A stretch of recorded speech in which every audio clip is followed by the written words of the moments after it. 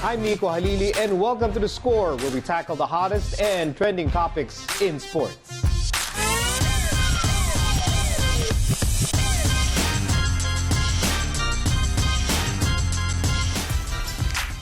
The Final Four of the UAAP Season 81 Women's Volleyball Tournament has been set. Now holding the #1 seed and a twice-to-beat advantage are the Ateneo Lady Eagles, who will go up against last season's finalist, the FEU Lady Tamaraws. Joining me to preview the 1 versus 4 Final Four matchup are our analysts today, Nicole Tiamzon and Ferrer.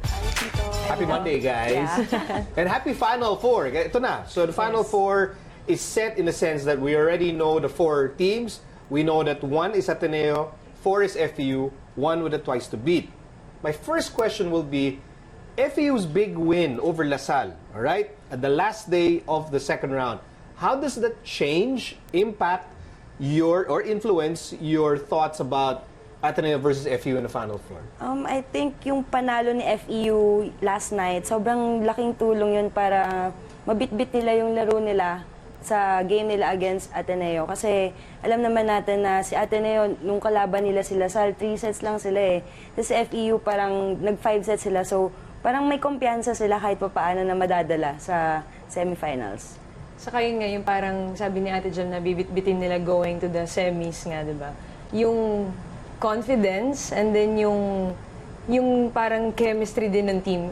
Tingin ko kasi si FEU ngayon, nung parang nagpipick na sila eh. Umaabot na yung pick nila going into the semis. Kasi 'di ba nung mga earlier rounds itong UAAP, may talo sila, may panalo. But I guess itong FEU na going to the Ateneo game, magiging magandang laban din talaga. And speaking of like bringing positive momentum from that win, FEU's win over LaSalle to the Final Four, both of you agree that Heather Guino-o is going to be a central figure in FEU's Final Four hopes and aspirations. I mean, what is it about Heather Guino-o that makes FEU really dangerous in the Final Four? Nawala si Pons this year. So parang siya talaga yung nag-step up. Very consistent when it comes sa spiking, contributing points. And ito na lang, yung depensa rin talaga. Kasi all around as an outside hitter, ito yung mga kailangan na meron ka talaga to contribute to the team. Makita natin na parang yung maturity ni Heather ngayon talagang iba na eh. Going to the Final Four na parang laban na talaga. Tsaka veteran player na siya kung titignan natin inside the court talaga. You know, last week we were talking about motivations for the Final Four.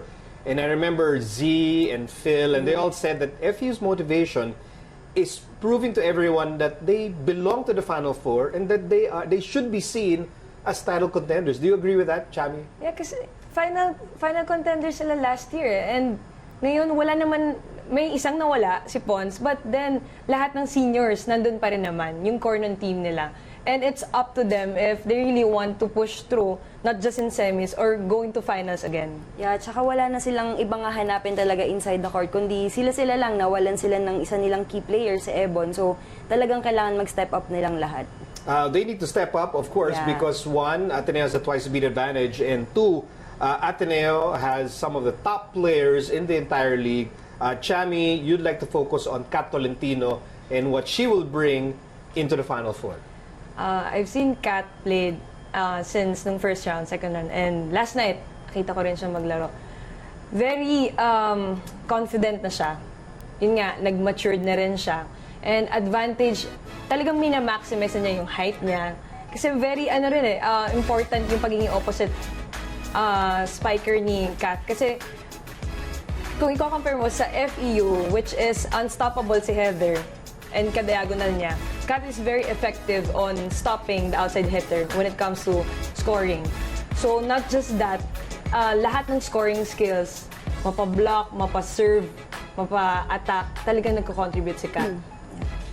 So for me naman siguro sa Ateneo, si Dina Wong, siya yung key player para sa game na to sa dadating na semis kasi alam naman natin kung gaano kalakas na yung mga spikers niya, nandyan yan, given na yan. Ang importante na lang yung decision makings talaga niya, yun yung magiging crucial, yung maturity niya inside the court and yung talagang tiwala niya sa mga kasama niya sa loob.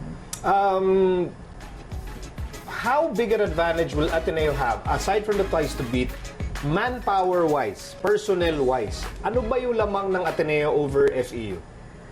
Siguro yung Ateneo, yung kumpiyansa talaga eh. Na kaya, for example na lang yung first round meeting nila against FEU na nauna na si FEU, tapos nakahabol pa sila yung mahilig kumapit in the end.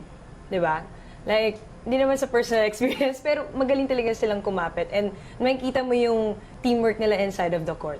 Yeah, for me naman siguro advantage ni Ateneo with against FEU, yung height talaga eh, yun yung difference sila. But makita naman natin kung gaano rin katibay yung floor defense ni FEU eh. Alam naman natin na sa umpisa si Ateneo nag-a-adjust sa floor defense sila sa reception na talagang magkaiba. Makita mo na si Ateneo ang lakas ng opensa, si FEU ang lakas ng depensa. So feeling ko sobrang exciting tong match talaga na to. Alright, that match is happening on Saturday. That's Final Four Saturday, Ateneo versus FEU. That's 4 in the afternoon at the Mall of Asia Arena. Now, if you're an FEU fan, so syempre, they look up to Chamin, they look up to Jem, and they look up to you guys. So kung FEU fan ka, ano dapat ang makita nila from the FEU team to know that they will have a chance to win on Saturday and force a winner-take-all game? Jem? For me, siguro, hindi kailangan isipin ng mga FEU fans na nako advantage si Ateneo, 2 beses kailangan talunin. Alam natin kung saan nanggaling sa FEU last season eh. Galing yan ng finals. So, lalaban at lalaban yan. And talagang napatunayan nila this year na part sila ng top 4 natin sa UAAP. Saka may pinaguhugutan eh. Nanggaling nga sila doon and gagawin nila talaga yung lahat para makabalik ulit doon. So, kailangan lang talaga is yung magtiwala lang din. Not just inside of the court, pati na rin siguro yung suporta outside ng mga fans. Eh. Napakalaking bagay yun for the players din. And then, from the Ateneo point of view naman, for the fans of Ateneo, what do they want to see in order to know na, well, this Ateneo team, I think everyone expects them to dominate this Final Four series. Ano yung dapat makita nila? We all know naman na ngayong season, si Ateneo tinalo niya 2 beses sa FEU eh. So, siguro makita natin kung gaano ka-confident si Ateneo. Pero, syempre hindi sila pwedeng basta-basta lang maging confident kasi importante tong game na to. Otherwise, mahirap na mawala sa'yo eh. Hawak mo na eh. Huwag lang nga talagang maging kampante. Kasi natalo mo na nga, tapos pag baka maging kampante ka, bumaliktad yung situation. Kailangan talagang paghandaan nila step by step pa rin. All right, because we're going step by step, that's step 1 of our Final Four preview. Nicole, Tiamzon, and Jem Ferrer, they're not yet done because when they return, the Lady Spikers and the Tigresses will face off in a virtual best-of-3 series in their semifinal showdown. We'll preview UST versus LaSalle, so don't go away.